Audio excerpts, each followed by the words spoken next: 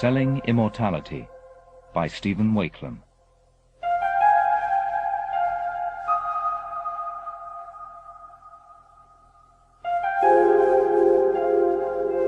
But for an accident, I wouldn't have met him. It was my first visit to Italy. What's he called? Weigel. He's English? Oh yes, lived here years. Oh, è qui, è questa. Cerca a metà della strada. What's he do? An art dealer, retired now. I knew everybody at one time. My mother never mentioned it. Yeah. Oh, How's the knee? oh, swollen. You should have had it seen to. Could have been in Florence by now. Oh, è il numero 18. He won't mind me staying, will he? Sì, fermi, pure qui. Well, he's hardly short of room. A narrow, high-walled lane, crumbling walls. Va bene, grazie. Oh, look, I think I'm going to need some help getting out.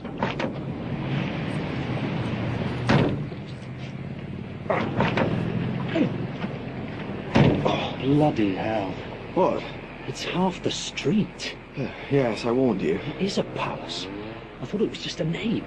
Small palace. Small? Palazzo. There's just more of them in Italy. They're smaller than the English version, and he only lives in part of it. Lean on me. Oh, ow.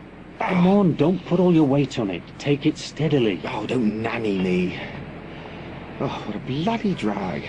I've never stayed in a palace before. Even part of one. A great oak door, a hand-pull bell. Well, the plumbing's primitive and there's no electricity. Candle power. It's all a bit overdone, a bit Renaissance. You're more or less falling over paintings.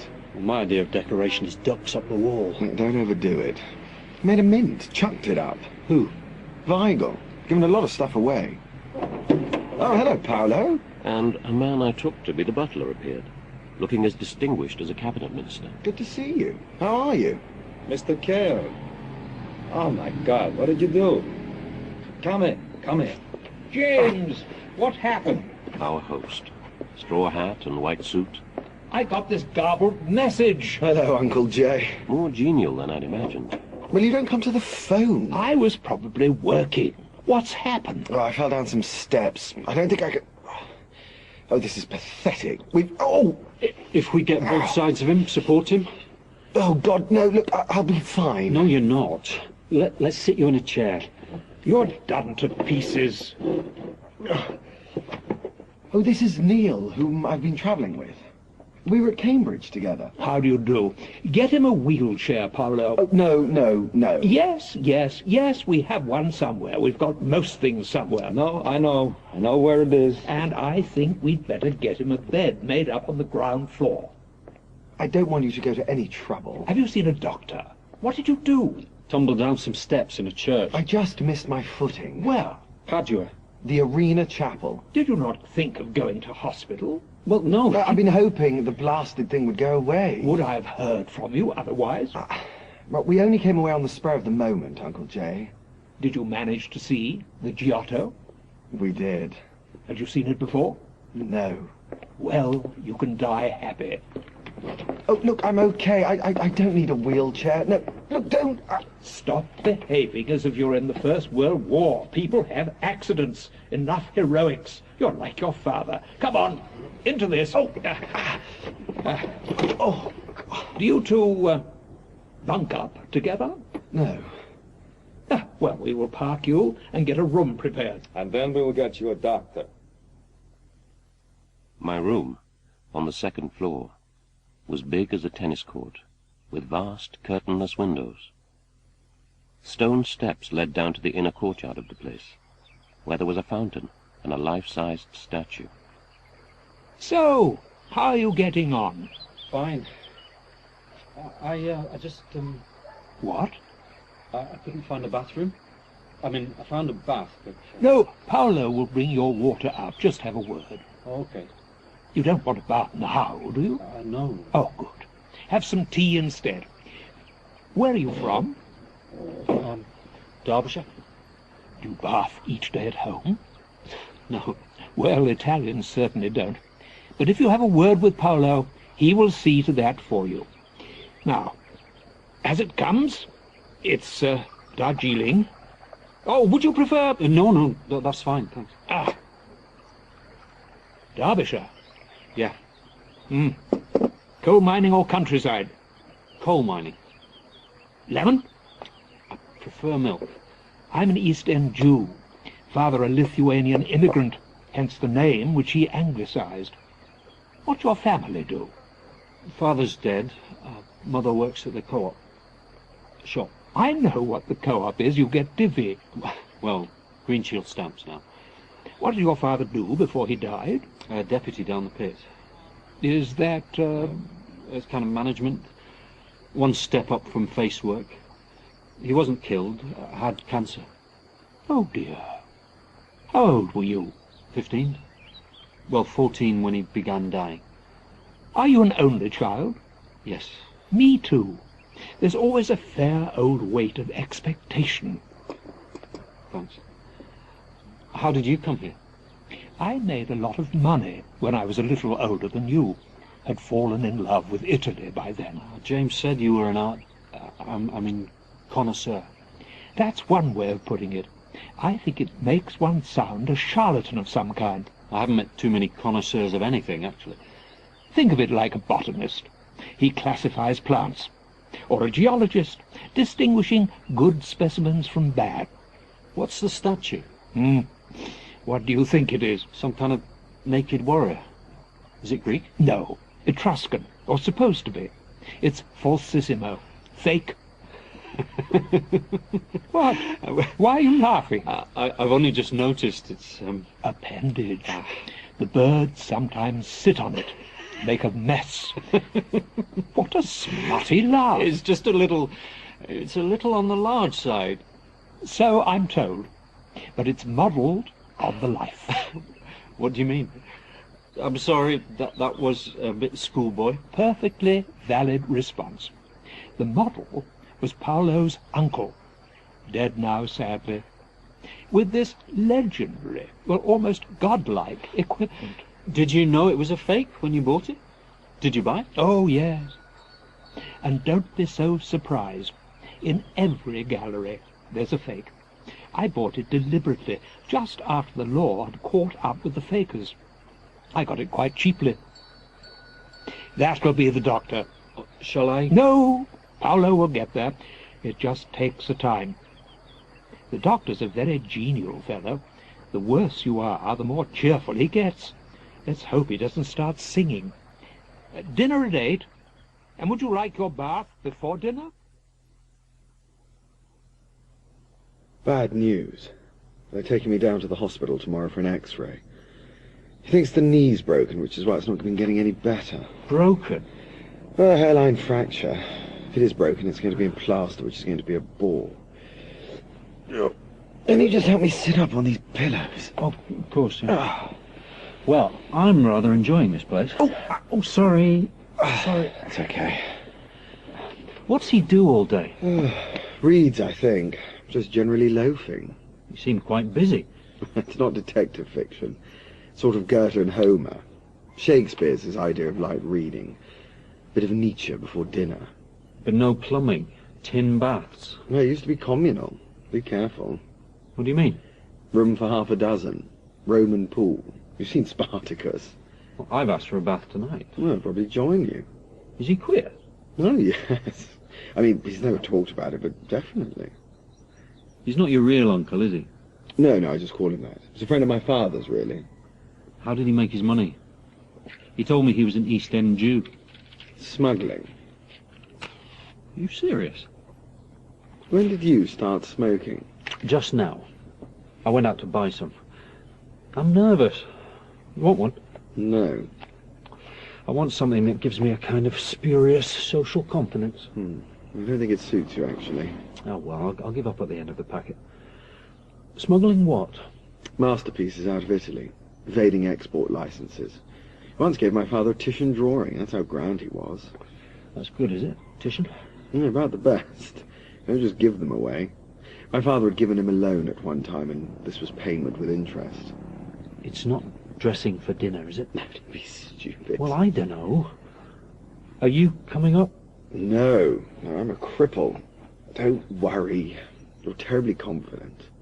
Well, compared with the way you were. What did you read at university? Theology. I'd had the tin bath rather than anything more sociable. Was a clean boy. That's an interesting subject to choose. Well, not very useful. Why? What do you do now? I work in a bookshop. A specialist bookshop? No, just general. Well, it gives you a certain expertise if someone asks for a Bible. Paolo had served the meal with no formality and then disappeared. We were on our own. Why did you read theology? It appealed. Maybe it chose you. You look quite fashionable. Do I? I don't try. Very presentable. I smartened up this evening. I'm quite scruffy, really. You know what I mean. Not some earnest evangelical with an unfortunate haircut. Do you live alone? Yes, I do. Is James not your type? We're good friends. Did you share at Cambridge with him? Yes. Well, the second year. Yes, I was asking him. You moved out. A tiff? No, to get some work done. Was he too noisy for you? Well, he was, what's the word, courting quite strongly. What do you mean? Well, it's like there were three of us, day in, day out. What happened at nights? Well, she'd stay sometimes, and I'd move out. Very romantic for them. What happened to the relationship? It fizzled out. The friendship didn't. No. And did you do well in your exams? No, not particularly. I finished up with the same degree as him. Very galling. Are you in love with him? Crikey, what a question. I was in love with James's father when I was your age. Slept with him, in fact, till about 3 months before he got married. I don't think James knows that. Are you religious? I'm very... I'm interested, yeah. Do you believe? I don't know. I really don't know. I would like to. Do you want to be a priest? Well, I have been thinking about it, yes. Does it show? I don't know when I last met anyone, apart from a priest, who read theology. Don't mention it to James. I've been keeping quiet about it, actually. I deny it. Why? I blow very hot and cold, and it just seems to be all wrong at the moment. I don't even know if I believe in God anymore. In what way wrong? You asked me a question a little back, and made a supposition about James and me. I think the answer to your question is, yes, I am. Well, half in love with him. Because it's hopeless, I don't allow myself to. I try not to think about him. I can't help but think life would be better if he was around. And God? Is he around? Do you believe? I became a Catholic at one time. Well, shortly after arriving in Italy. But I think I was signing up to the place, really, rather than its church. But yes, he crosses my mind every now and again. You say he doesn't seem to be around. When was he present? Vividly, once. How? Can you say? Was it a physical presence? I'd been cycling. I stopped for a moment in countryside, and the world was transformed. It was overpowering. From outside? Where did the experience... That's the way it felt. But from the outside? Yes. Like a meeting. It's very difficult to speak about. Invisible? Or did you see anything? No, just a feeling of belonging. Any voice? Unheard. You're all right. Everything's all right. Don't worry. How old were you? 17. 4, 5 years ago. After your father's death? I've questioned all... What did you think had happened? You don't know for certain, but it was out. It was like nothing like that has ever happened to me before or since. How long did it last? Can't say. A few minutes. Do you know what I'm talking about? Not personally. What happened afterwards? I started reading about God. Did the experience, how can I put it, come with a denomination attached? No. The God with no name? Whatever it was, I came close to. Well, well, well. Shall we? It's very nice, thanks. We moved into a sitting room, corners gleaming with silver, china, glass, antiques, and paintings. "I was once in love," he began. With someone who didn't exist, whom no one else but me knew the existence of. In love with... A painter. I called him Santorio. I don't understand. He didn't exist. I discovered him. I'm 26. It's a winter morning. I'm in a freezing cold church, not far from here, and in the third chapel of the south aisle I see him for the first time. Recognize him. This was a painting. It's an Annunciation, relegated to the side of an altar. The angel is a gentleman caller, strikingly handsome, with no wings or halo. And we are in a landscape, probably the hills round here, Bologna. I'd been in Italy a few years by then, travelling around. You could creep up to a painting, particularly in this area, lying neglected in some dusty old chapel, and give it a name, which might not be the same as the name on the lists. What was it you saw? There's a sort of pseudo-science in these matters. Shape of the fingers, cranium, ears. It's the nose and toenails school of art attribution. Landscape, physiognomy, colour. There was a certain shade of cobalt blue he employed. The way he painted drapery, slightly simplified. The creases... What? Just... No, I was seeing something else. Simple, almost too obvious, and dirty-minded. A critic is going to respond most closely to an artist who is most like him in temperament. He liked roughnecks, handsome young men. The word mischievous would put it politely. And what he liked doing was painting them as angels. These weren't thin-faced ethereals, androgynous, but, well, his Annunciation, it was like a postman bringing a letter, a bit of facial stubble, and hair. He loved hair. Complete lack of concern about halos or golden plates over the head. Oh, I'm forgetting. No wings. Well, I felt I was on to something. What turned him on? Or what turned me on. I went on pilgrimage after pilgrimage. I was in love with this unknown painter, walking, mainly anywhere and everywhere, no matter what season and what weather, to see a picture in some small provincial gallery, monasteries, churches of remote and difficult access. And for some years, until I was ready to print, this man, previously unsuspected, was unforgettably my own. I was filled with his image. Come and have a look at him.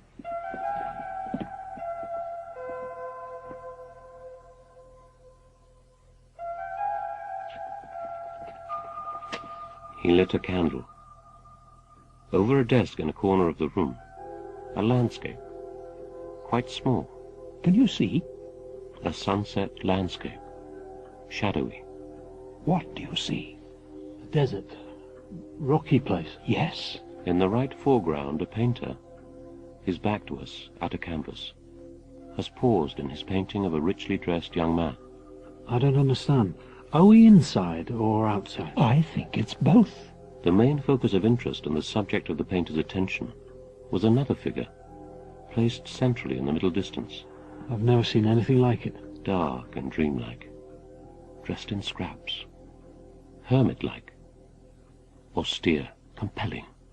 What time of day would you say it is? End of the day, clearly.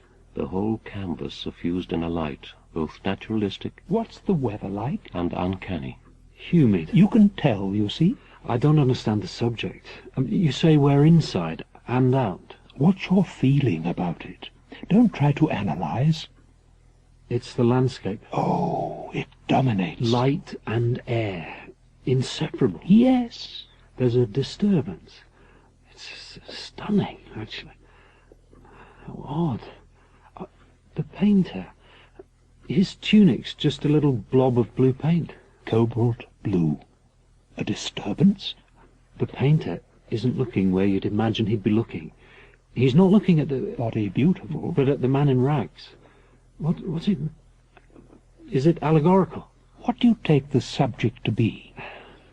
I don't know. What's your eyesight like? There's an inscription. Oh, it's fine. Where? Bottom right. Next to the painter. I think you need a magnifying glass. It overlaps him. The painter in the picture, I mean. Between him and the corner of the frame. No, can't read. It was incomprehensible to me at first. It's Arabic. Arabic? Man Sabar Safer. He who wants will attain. Do we know anything about the painter? No. At all? No. He may not even exist. But you said you recognized him. Well, I did. I wrote a couple of articles. They caused something of a fuss. A few columns in the Times. The Americans got very excited. It made my name. But you don't think he exists? I just don't know. I'm much less certain now than I was then. Of course, I was going to defend my corner at the time. There are always lost sheep among painters. I think I saw what interested him. I had to dress up his predilections a bit. It was a him, whoever. Wouldn't it be a hoot if it turned out to be a she? I think it takes one to spot one, which is my point. You think I imagined this God? No. That which the servitor saw had no form, neither any manner of being, yet he had of it a joy which he might have known in the seeing of shapes and substances of all joyful things. His heart was hungry, yet satisfied. His soul was full of contentment and joy. Where does that come from? I think it's 15th century, Nicholas of Cusa. There are many who have had your experience, and some discounted it. And now, I think it's time for bed.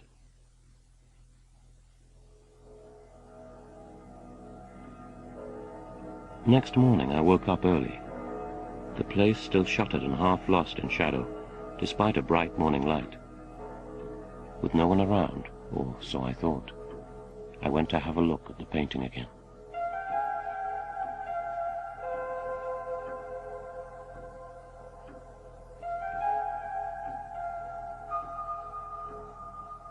You want it? Are you serious? I don't know anything about art. You identified some kind of conflict in the painting. Have it. It's yours.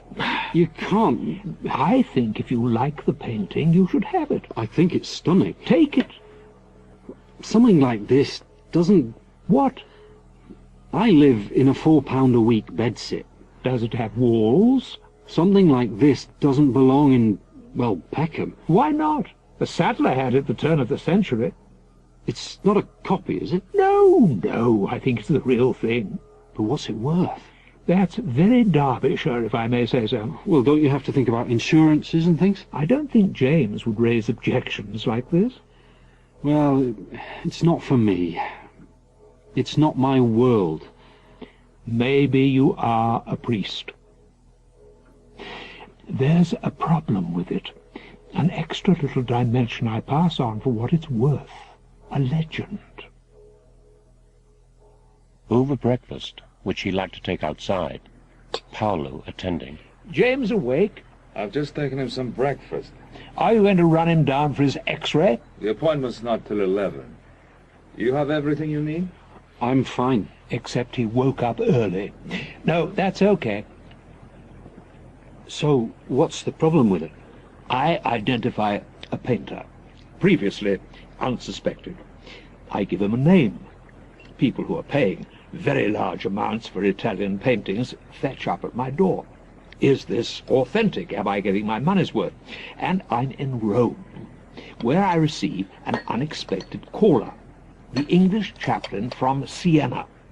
He'd picked up a painting, wanted my advice, wondered if it was my man. So I'm looking at this fancy, and as I take it, mythological landscape, odd creature in rags, painter, reclining youth, very come hither, get out the magnifying glass. Very interesting subject, says the English chaplain. Isn't it, I say. The painting was in good condition. Old canvas, no smell of fresh paint. We get that right out of the way. A little dab of the right shade of cobalt blue for the painter's tunic. And the youth, not quite so aristocratic as on first sight, possibly one of his young tearaways, costumed, but no other signs and no magic. The light just wasn't good enough. But the light is wonderful. Oh, it's majestic. But I wasn't looking at the real painting, not the one you've seen. Why do you think this is, or might be, a Santorio, I say? He's read my articles, just wondered. Where did you get it from? A Roman dealer, a shady character. I have to say, I tell the chaplain that I think this is a copy, or a counterfeit. But I would have to get a restorer I knew to look at it. A fake, he says, which is how I first come across the famous forgers, the Bassano brothers. The ones who did the statue? Yes. I say to the chaplain, I'll buy this off you for what you paid for it. But go back to the dealer, kick up a fuss and find out where it came from. I was convinced by this time that the painting was a copy of an original that did exist, or had existed. Why? Copyists are by definition unoriginal. No one seeking an easy profit would come up with a strange landscape like that all by themselves. Anyway, there I am, finally travelling up the coast to a place called Montalto, pretty nondescript. There's a nuclear power station there now. But then, home to the Bassanos, an extended family of jackals, con artists. Dogs start barking. It's a collection of farmhouses, home to what turn out to be a rollicking band of young men, brothers, cousins, friends. I introduced myself, said I'd come across something interesting that they'd consigned, and wanted to see the original. Much digging of the ribs and scratching of heads. Puzzlement, completely manufactured. Great forgers, bad actors. So, I mention my client list, and at the risk of striking a bad bargain, I hint at a price for an original in good condition. My articles on Santorio in the Burlington magazine clearly hadn't reached Montalto. There's some discussion between two of them, cousins. They were in a thriving way of business, both paintings and sculpture, terracotta, like the one you see, or marble, while dealing in enough originals to cover their traces. The painting, Santorio? Yes, indeed, original, belonged to one of them, Alessandro, the model for the statue. Blimey. A great womanizer, apparently, head of the family. The painting had been bought by his father, now dead, and the cousins don't want him to sell it. I can pick up enough of the discussion, but the almighty dollar wins, and from somewhere at the back of the shop the painting appears. You can tell? Oh, immediately.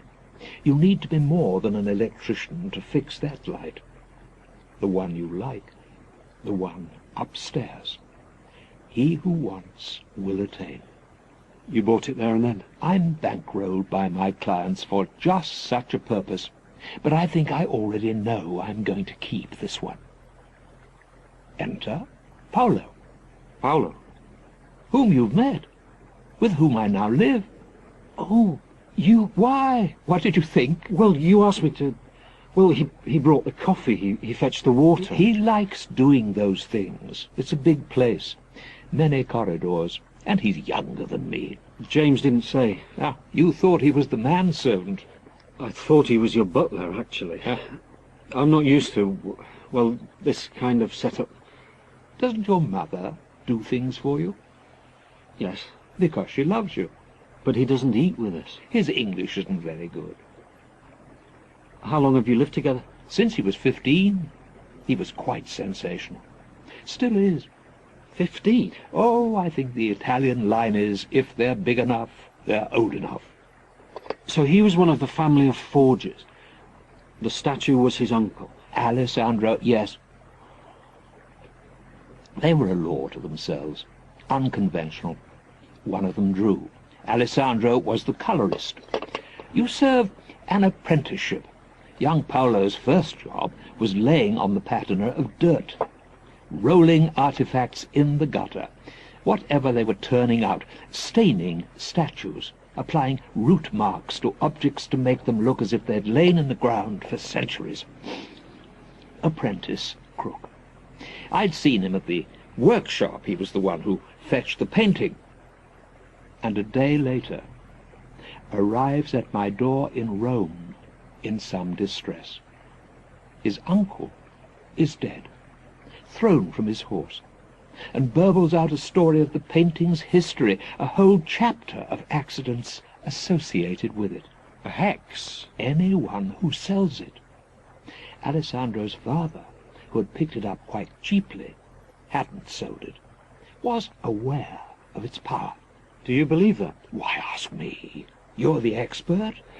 In what? Magic. If God intervenes, then anything's possible. But you don't believe that. I've spent a lifetime amongst painting. Annunciations, resurrection, a sense of wonder. I don't know if I can do without it. But you don't believe it.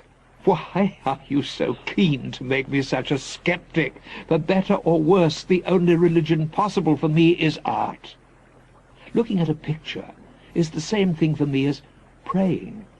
For the painters I have spent my life amongst, God was not an abstract concept. It rubs off. I think there are powers we don't know, or only glimpse. Paolo, who certainly believes in these things, thinks we are in the middle of a war, good and evil in combat. He actually believes that the little painting has... No, he wants me to get rid of it. Avoids the room. Won't look at it. You could say it was a dispute between us. If I die first, then he comes into my estate, and that worries him. Why? Because he might be tempted to sell. It's probably the most valuable thing we have. Who had it before? A saddler who grabbed it off his wife's walls to pay some debts without her permission or knowledge. He pays his debts. There's some money left over. He's stabbed. Money stolen. And the saddler's widow has come to Alessandro's father with this warning that whoever sells the painting meets their maker fairly soon. She didn't just want it back, did she? Have you never felt your hackles rise in a particular place? You later learn of some disaster that's happened there.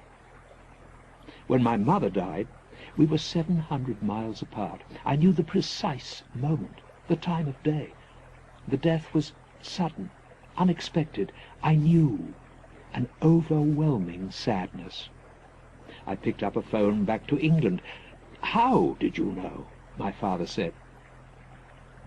You have your experience of God while cycling. But this is... What? Well, necromancy. I mean, the painting. And the rest? Hunches? Guesswork? What else do we have to go on? A painting with a hex. It's like something from Boccaccio. Or something inexplicable, non-rational. Superstitious. If you believe that saints' bones and bits of hair, as the Catholics do, can effect miracles of healing, well, a painting can have a power. Have you finished your coffee? Yes. Come and have another look.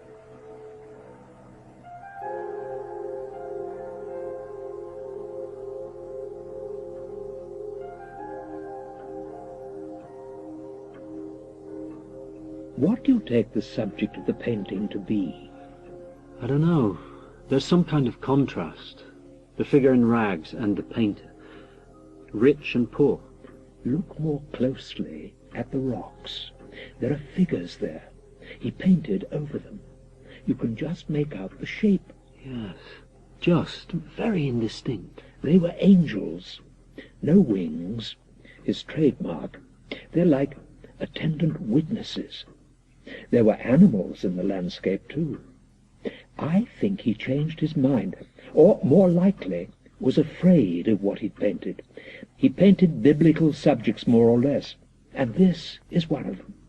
Animals, angels, a desert. Who was Christ in the desert? a wilderness? Where's Satan? Good question. Did he paint him out? No. Who's the Christ figure looking at? The painter. Mm-hmm. He put the painter in. No, I think the painter was always there. As Satan. Or someone estranged from God, feeling at the opposite end, so to speak. I mean, just look at the landscape, that unearthly light. Not a comfortable place to be. And what about the inscription? He who wants Will attain. I think there's a desert place, and I think we all reach it at some time or other. Hell is myself. Even Jesus, particularly Jesus. He's newly baptized by John in the Jordan. The dove descends, and what does our hero do next? takes himself into the wilderness. And the company of Satan, to be tempted. What is it? All the powers and riches of the world? Well, they don't bother you. I've not been tempted yet. Oh, yes, you have. At times I think it would be better for people if they were not allowed to own anything. Yes, but why does the painter think he's satanic? I think he believed himself to be a monster. Hell is myself. For doing what? Saw his affections, perhaps, as satanic. He saw, or was persuaded, that what he most wanted was opposed to the will of God. Have you never hated yourself, what you are, Yes. what you want to do, what your soul aspires to? Isn't it my body? I think this may be the dilemma the painter had. But you don't know that. That's your theory. But what do you see when you look at a painting? We all find a touch of ourselves, don't we, in ancient things? You're seeing... Yourself. What I'm looking at is the wasteland, the desert, an impasse, perdition, incoherent longings. When I discovered the picture, I'd lost my way, taken a wrong turning. I was in demand. I'd got this expertise to get billionaires to pay hundreds of thousands of pounds for any daub I attributed to a great master. I was selling immortality, great paintings, to enormously wealthy men and women. The spiritual loss was great. Spiritual? Yes, it wasn't what my soul aspired to. He who wants will attain. I squirm when I hear people describe me as a successful man. People say, well, at one time they did, you're a somebody. You know you're a nothing. Piling on the possessions with access to the great homes of Europe and America. A life of fat fees and acquisitiveness. A desert of my own making. But into that emptiness comes God's grace. A young man turns up at my door with a tale to tell, a warning. I think there's only one sin, you see, and that's not to love enough. I found salvation in his arms. Release. From what? From myself. The answer is always there, that desert. I'd achieved what I wanted, or what I thought I wanted, but the original vision had gone. I was now engaged on something like the stock exchange. And what about the painter? Oh, he's looking at what his soul aspires to, or should aspire to as well. You said God wasn't present in your life. What did you see? What did you recognize at your moment of conversion? Myself as part of something else. I'd trust your instincts if I were you. You say you don't know if he exists anymore. Perhaps it's yourself that's getting in the way. You have this numinous experience. You feel obliged to respond. You think of being a priest.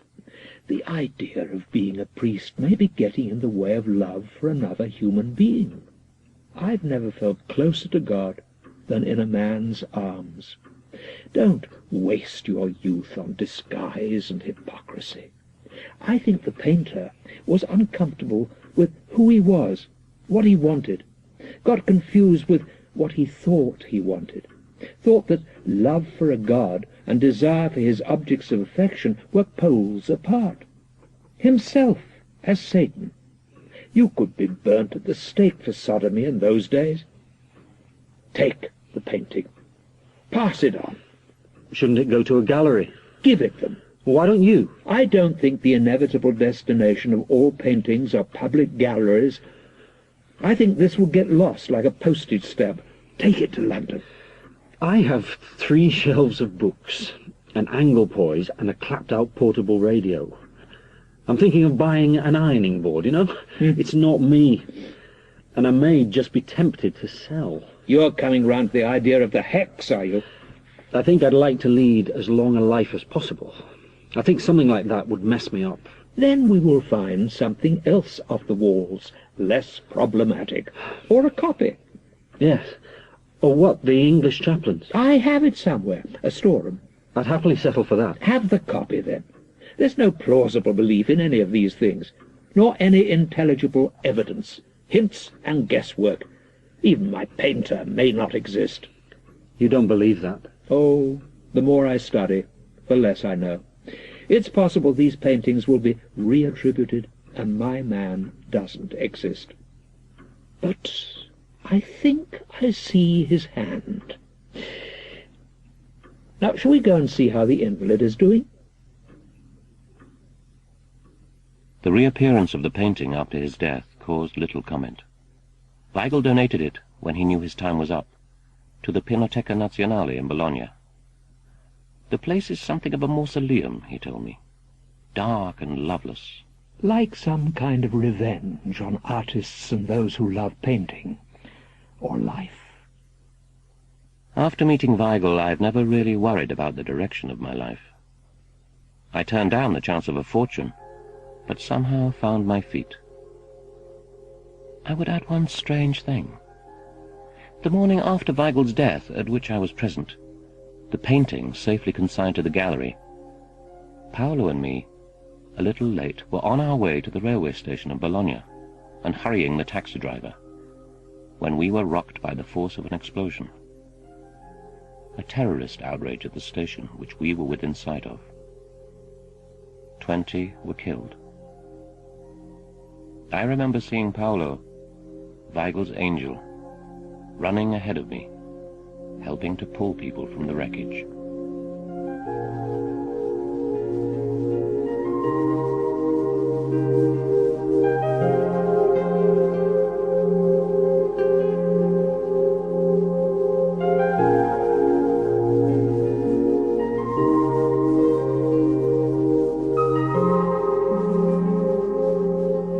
In Selling Immortality by Stephen Wakelam, Weigel was played by Alec McCowan, Vesey, James Hazeldine, Neil, Adam Kotz, James, Adam James, and Paolo by Stephen Rashbrook. Selling Immortality was directed by John Burgess and is a Catherine Bailey production for BBC Radio 4.